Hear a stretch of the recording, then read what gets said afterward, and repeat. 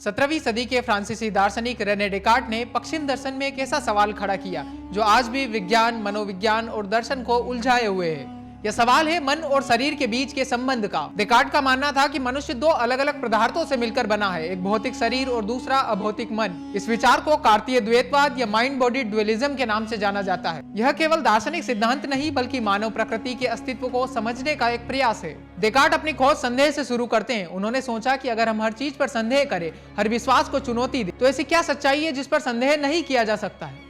वे कहते हैं कि हम अपनी इंद्रियों पर संदेह कर सकते हैं क्योंकि वो कभी कभी हमें धोखा देती है। हम सपने देखने और जागने के बीच भ्रमित हो सकते हैं। हम यहाँ तक संदेह कर सकते हैं कि कोई दुष्ट शक्ति लगातार हमें भ्रमित तो नहीं कर रही, लेकिन एक चीज है जिस पर संदेह नहीं किया जा सकता है, वो है संदेह करने की क्रिया।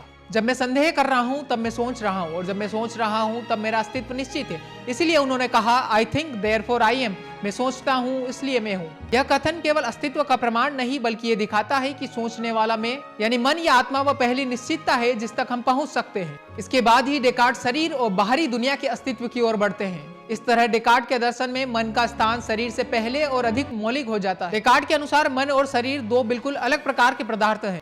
शरीर एक विस्तारित पदार्थ है जो स्थान घेरता है, जिसकी लंबाई, चौड़ाई, ऊंचाई है, जिसको नापा जा सकता है, तोला जा सकता है और छुआ जा सकता है। यह भौतिक नियमों के अधीन है। शरीर एक मशीन की तरह काम करता है जिसके अंग एक दूसरे से यांत्रिक रूप से जुड़े हुए हैं, जैसे दिल धड़कता है, फेफड़े सांस लेते हैं, पाचन क्रिया होती है। यह सब यांत्रिक प्रक्रिया है जो बिना किसी चेतना के होती है। इसके विपरीत मन एक सोचने वाला पदार्थ है। इसका कोई विस्तार नहीं है, ना ही इसे नापा जा सकता है, ना ही छुआ जा सकता है और ना ही इसे तोला जा सकता है। इसका कोई भौतिक रूप नहीं है। मन में विचार होते हैं, भावनाएं होती है, इच्छाएं होती है, कल्पनाएं होती है। मन वह है जो अनुभव करता है, जो जानता है कि मैं कौन हूँ। डेकार्ट के लिए मन की पहली पहचान उसकी चेतना है।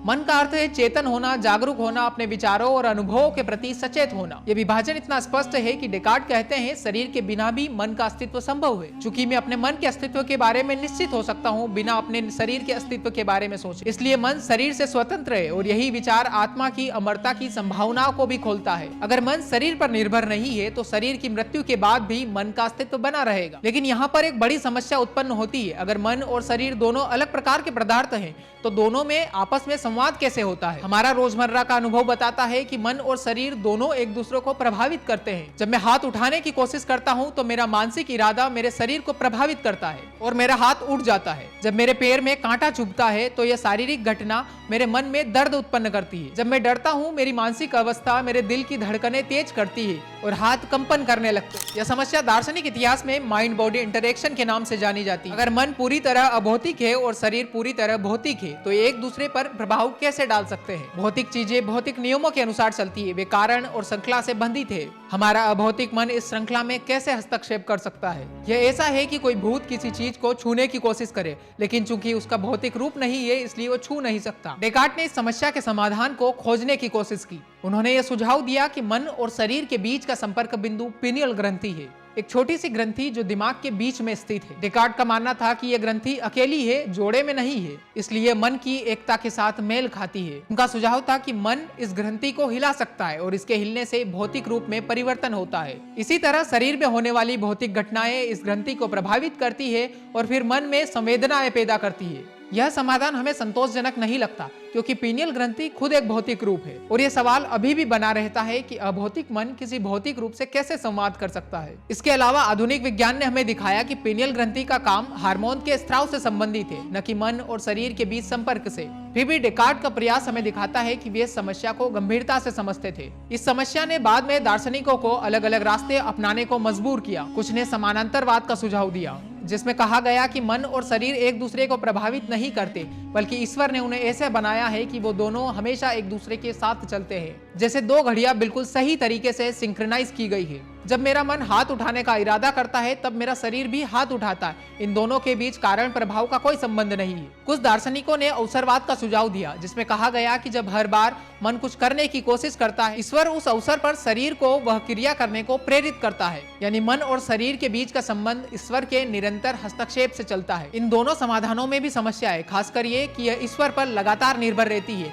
और यह वैज्ञानिक दृष्टिकोण से असंतोषजनक है। आधुनिक काल में कई दार्शनिकों और वैज्ञानिकों ने डेकार्ट के द्वैतवाद को खारिज कर दिया। भौतिकवाद का मानना है कि भौतिक चीजें ही वास्तविक है और मन भी अंततः मस्तिष्क की एक भौतिक प्रक्रिया है। उनका कहना है कि जिसे हम विचार, भावना या चेतन कहते हैं वे मस्तिष्क के न्यूरॉन की गतिविधि से उत्पन्न होती है। इस दृष्टिकोण के अनुसार कोई अलग अभौतिक मन नहीं है। चेतना एक उभरती हुई घटना है जो जटिल भौतिक प्रक्रियाओं से उत्पन्न होती है। लेकिन भौतिकवाद को भी कुछ गंभीर चुनौतियों से सामना करना पड़ता है। सबसे बड़ी चुनौती है व्यक्तिगत अनुभव की चुनौती, जिसे क्वालिया कहा जाता है। जब मैं लाल रंग देखता हूँ, लाल रंग देखने का मेरे लिए एक खास तरह का अनुभव है। इस अनुभव की गुणवत्ता को केवल मस्तिष्क में होने वाली भौतिक प्रक्रियाओं के द्वारा कैसे समझा जा सकता है? हम मस्तिष्क की हर गतिविधियों को नाप सकते हैं, लेकिन क्या सच में हम व्यक्तिगत अनुभव को पकड़ सकते हैं जो किसी व्यक्ति को लाल रंग देखने के समय होता है? यही हार्ड प्रॉब्लम ऑफ कॉन्शियसनेस है जो आज भी दर्शन और विज्ञान में बहस का विषय बना हुआ है। डेकार्ट का द्वैतवाद केवल एक दार्शनिक सिद्धांत नहीं है, बल्कि पश्चिमी संस्कृति में मन और शरीर, आत्मा और पदार्थ के बीच की गहरी खाई को दर्शाता है।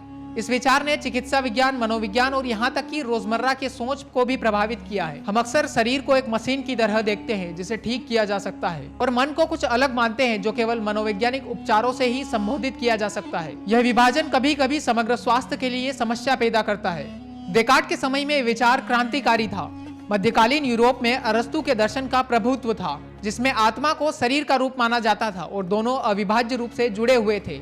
डेकार्ट ने इस विचार को चुनौती दी और मन और शरीर को पूरी तरह अलग बताया। इसने आधुनिक विज्ञान के लिए रास्ते खोले, क्योंकि अब शरीर को यांत्रिक प्रणाली से अध्ययन किया जा सकता है बिना किसी आध्यात्मिक चिंताओं के। साथ ही डेकार्ट का द्वैतवाद आत्मा की अमरता के विचार को आधार देता था। अगर मन शरीर से स्वतंत्र है तो यह संभव है कि शरीर की मृत्यु के बाद भी मन जीवित रहेगा। यह विचार ईसाई धर्मशास्त्र के साथ अच्छी तरह फिट बैठता था और इसने डेकार्ट को चर्च से समर्थन दिलाने में मदद की। हालांकि डेकार्ट की विरासत जटिल है। एक तरह उनके संदेह की पद्धति और तर्क संगत दृष्टिकोण ने आधुनिक दर्शन की नींव रखी। दूसरी तरह उनके द्वैतवाद ने एक समस्या खड़ी की जिसका अभी तक कोई समाधान नहीं मिला। मन और शरीर के बीच का संबंध, चेतना की प्रकृति, व्यक्तिगत अनुभव का अर्थ, ये सवाल आज भी उतने ही प्रासंगिक है जितना डेकार्ट के समय थे। आज का न्यूरोसाइंस हमें बताता है कि मस्तिष्क की गतिविधि और मानसिक अनुभव के बीच गहरा संबंध है। मस्तिष्क के कुछ हिस्सों को नुकसान पहुंचाने से व्यक्तित्व बदल सकता है, स्मृति खो सकती है, भावनाएं प्रभावित हो सकती है। यह सब दिखाता है कि मन जो है मस्तिष्क पर निर्भर है, लेकिन फिर भी चेतना का व्यक्तिगत अनुभव, यह एहसास कि मैं हूँ और मैं अनुभव कर रहा हूँ, यह कुछ ऐसा है जिसे भौतिक शब्दों में पूरी तरह समझना मुश्किल है। शायद मन और शरीर के इस समस्या का समाधान इस बात में है कि हम अपने प्रश्न को फिर से परिभाषित करें। शायद मन और शरीर दो अलग चीजें नहीं है, बल्कि वास्तविकता के दो पहलू है। शायद चेतना भौतिक प्रक्रिया से उभरती है, लेकिन एक बार उभरने के बाद वह एक नई वास्तविकता बन जाती है